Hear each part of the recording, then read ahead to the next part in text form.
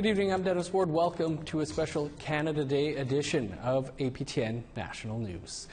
At least 750 unmarked graves have been found at the Cowessess Residential School in Saskatchewan.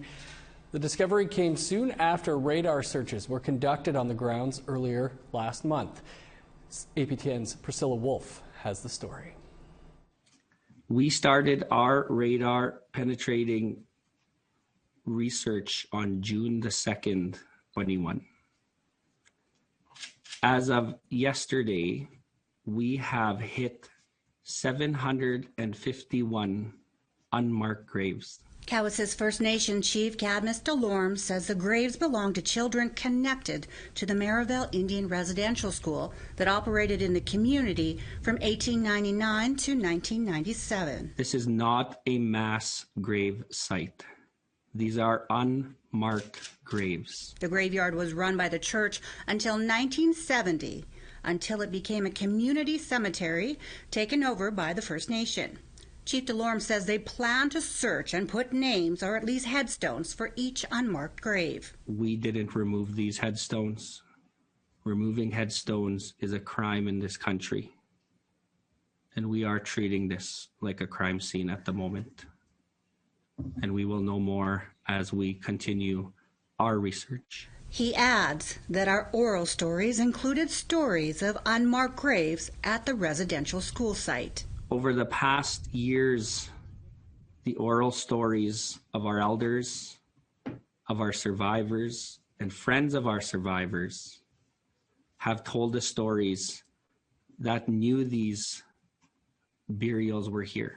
Elder Florence Sparvier, who is now 80, attended the Merivale Indian Residential School and says she is glad that the world is hearing the truth now and how our people were forced to attend these residential schools.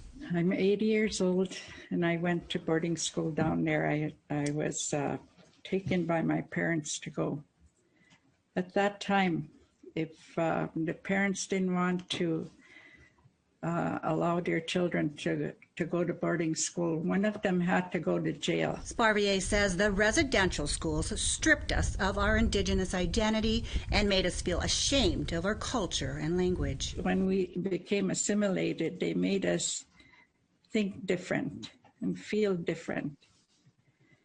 So it's a lot of the pain that we see in our people right now. Chief Bobby Cameron of the FSIN says the churches need to hand over the records so we can identify these spirits that are being uncovered in unmarked graves. We try to put ourselves in the eyes and the bodies of these children who are now being found in the ground, who have been waiting for decades to have a proper burial and to be honored properly amongst our own protocols, traditions, and customs.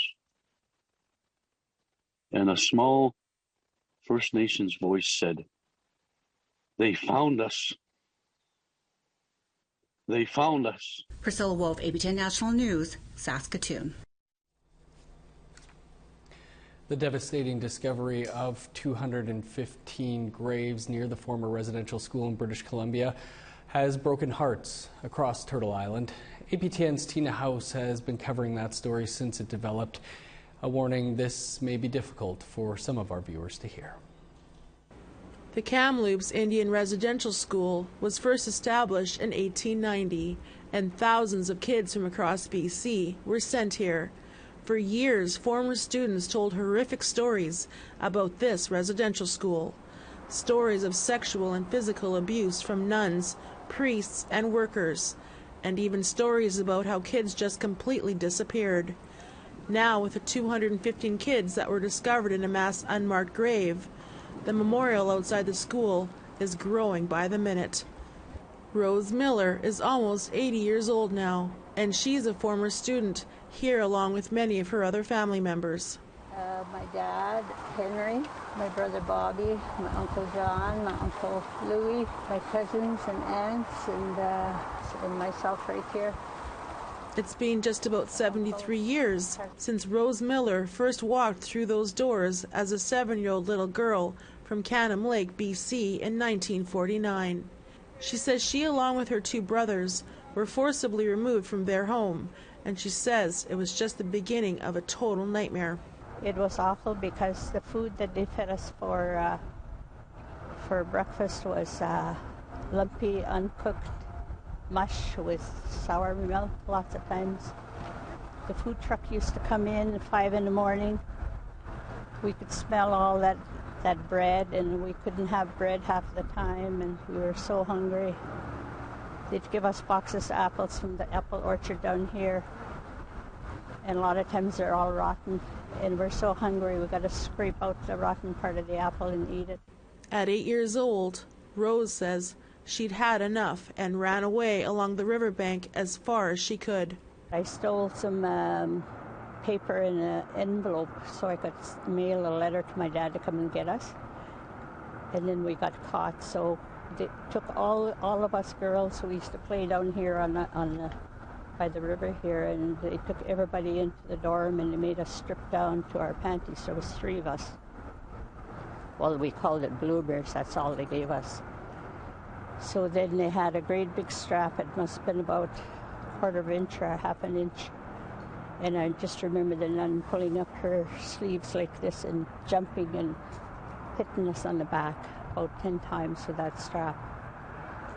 And then we had to get our hair cut really short and real short up here. It was shortly after that brutal beating, Rose and her siblings were picked up by their father to never return after enduring 3 years of abuse. APTN got exclusive access inside the former Kamloops Indian Residential School, and Rose joined us on a tour of her formal residential school. We had to clean everything. Yeah, some people were punished and they would have to scrub these stairs with a toothbrush. And as she continued to walk the hallways, memories just came flooding back like it happened yesterday as she entered the chapel. This is the heebie-jeebie place, the evil place. This is where some of the boys went upstairs to make room for them in here. There used to be pews all along here. Girls' side, this boys' side. They'd have a aisle all along here. And up there was where the priest said the Mass. We were told if we didn't pray, we're going to go burn in hell, or the Romans are going to come and rape us and burn our eyes out and burn our hands and our feet and burn off our fingernails. So we pray all the harder. In essence, this really was hell. Yeah. Here, in this place, Yeah. This was hell. Yeah. So it was pretty horrid when you think about how the religion controlled us. Miller isn't surprised by the discovery of the 215 children found buried on the property. She believes there is likely more. Out of respect to the community and the young victims, APTN will not be showing the site where they were found until more ceremonial work is completed. Grief, sadness, and sorrow now grip this entire community as they come to terms with the fact that 215 children were buried here on this former Indian residential school property. Leaders from across the country are demanding a full criminal investigation, as well as more resources to search every residential school across Canada. Tina House, APTN National News, to Kamloops. Tina continues her coverage now of the Kamloops school with a tour of the building with survivor Rose Miller.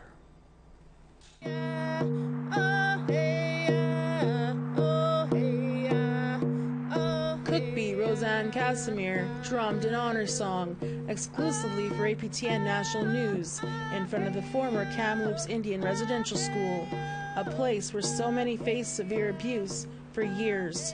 We still have it still standing because for us, that is our history. We are not going to wipe away that history. We're not going to forget that history because for us, most important is knowing who we are, where we came from, and why we are so resilient. And that resiliency is what will get them through as they deal with the enormous tragedy of the 215 innocent children that were found in the mass grave. Richard Perrin wanted to come and pay his respects to the community after hearing it on the radio.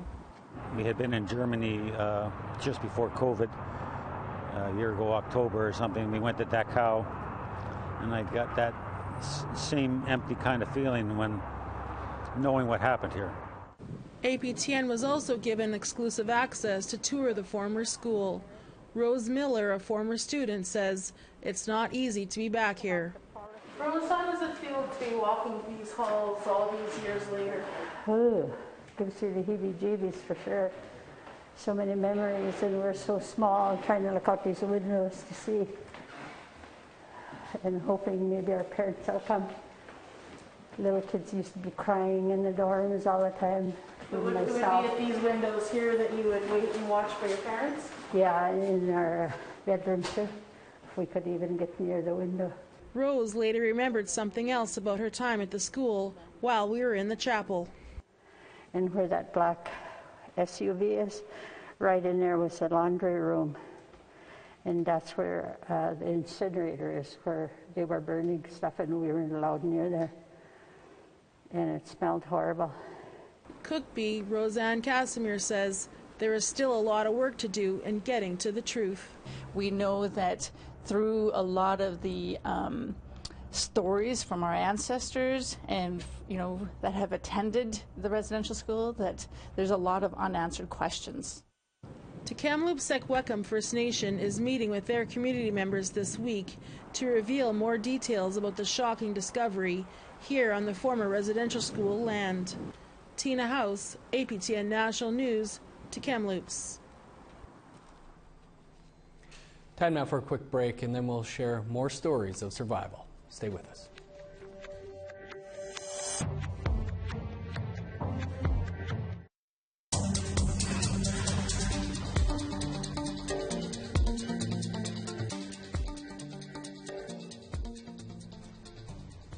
Welcome back. Shockwaves are continuing around the world as the news of the graves with 215 children were found buried in Kamloops. Here's more from APTN's Tina House as the community grapples with the tragedy. From the 1860s to the 1990s, the goal of Indian residential schools was to assimilate Indigenous people into non-Indigenous society and eliminate all aspects of Indigenous culture, language, and essentially to break their spirits. Across Canada, there are 139 residential schools. Over 150,000 Indigenous kids were ripped from their families and forced to attend. Many have lived with a lifetime of nightmares and horrific memories, and others never made it home. Inside Canada's largest residential school in Kamloops, BC, a healing ceremony was held. We'll say a prayer, blessing the home, asking God to bless the children that were found, the ones that came here and never made it home. Let's say, in the name of the Father, and of the Son, and of the Holy Ghost, amen. And just outside the school, at the Growing Memorial, teddy bears and flowers are overflowing, along with hundreds of handwritten messages. What is most important is to keep going and never yield to anyone who opposes you. All lives matters. My condolences.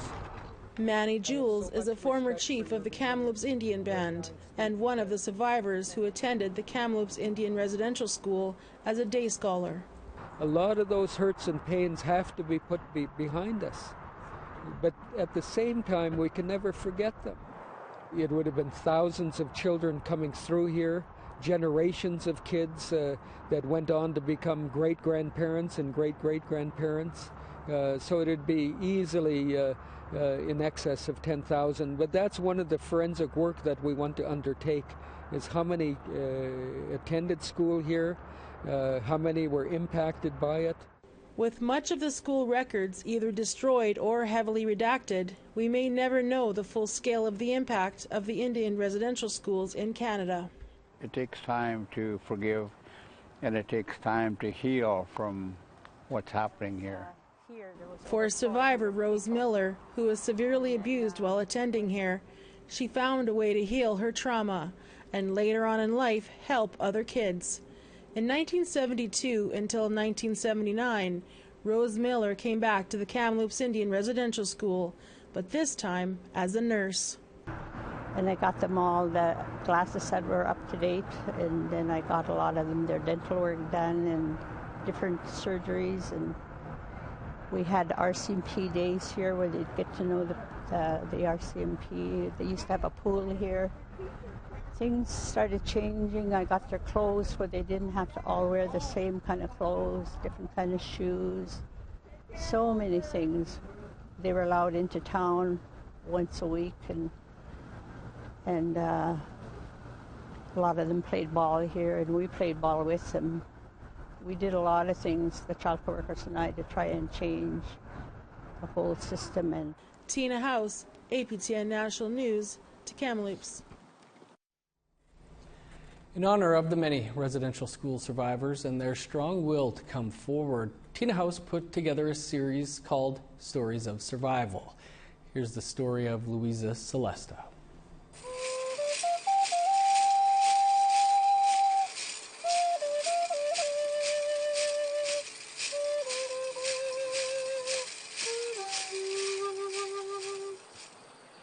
Louisa Celesta was just 5 years old when she, along with her 3 brothers and 2 sisters, were taken away to St. George's Residential School in Lytton, BC, from their home in Spence's Bridge, BC. And her first memory of that experience was traumatic. They took us to the school. We ended up having to get the knit power put on our head right away because they didn't want us to spread knits, I guess. And I guess it was an emotional experience for me because my sister said I cried all the time. I think the first day I was there. And I guess she said I wasn't treated very well by the supervisors at the school. Louisa says that from age 5 to 8 years old, there are certain things that she has blocked out of her memory. She believes it was because of the physical and mental abuse she suffered at the hands of supervisors at the Anglican Church.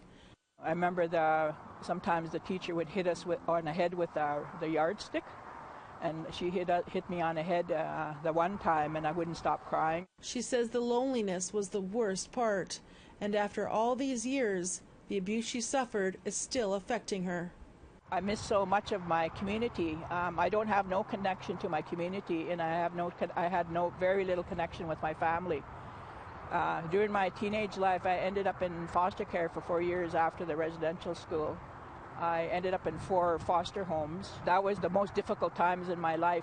I started trying to cope with things, the pain at the residential school, by drinking. We used to sneak out, some of the girls and some of the boys, sneak into town and get people to buy us liquor, and that's how we coped.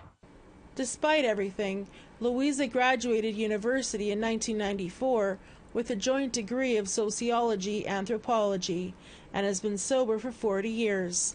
She's now 72 years old, happily married with a beautiful family, and she's grateful she's here to tell her story. But it's taken years of counseling.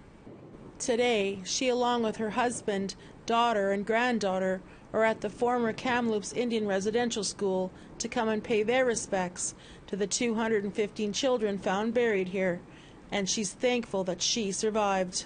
Tina House, APTN National News, to Kamloops. Still to come, a spirit walk in honor of the Kamloops discovery.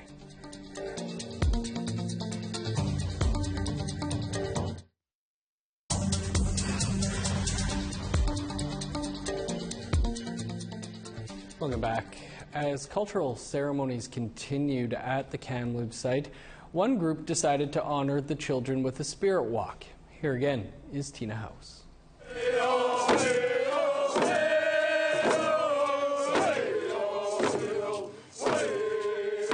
As a traditional honors song was performed here on the shoreline of the Thompson River, tobacco was put in the water as part of a ceremony to bring home the spirits of the many children who were forced onto cattle trucks from across BC and brought to the Kamloops Indian Residential School. For many family members and survivors, today was very emotional. The Adams Lake Indian Band organized this event to finally bring home the spirits of their children who attended the residential school. Many survived, that left a part of themselves trapped inside this building after enduring horrific abuses, and others never made it home. 215 found in the graves. We're going to honor them with some prayers, with some songs, with some unity.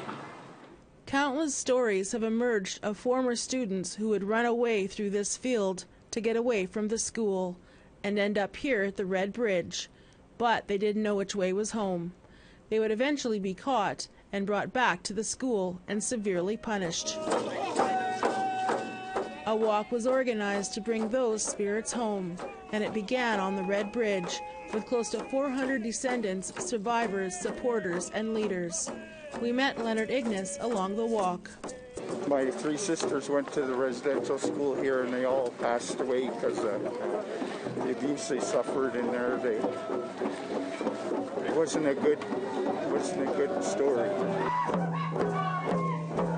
The walkers then gathered in the Powwow Arbor before going the rest of the way.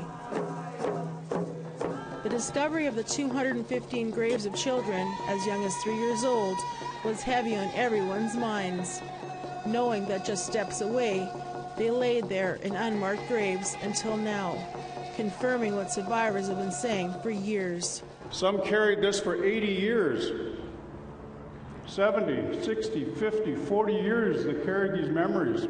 They carried these stories. So these children today, they've shown themselves to the world, and they've shown themselves for a very specific purpose. It's to heal.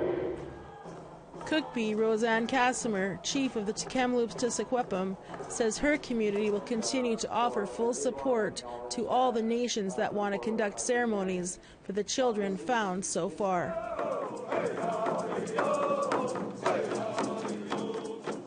And with that, the Walking the Spirits Home walk began with elders in wagons pulled by teams of horses, kids being pushed in strollers, and families and supporters walking to honor the lost children.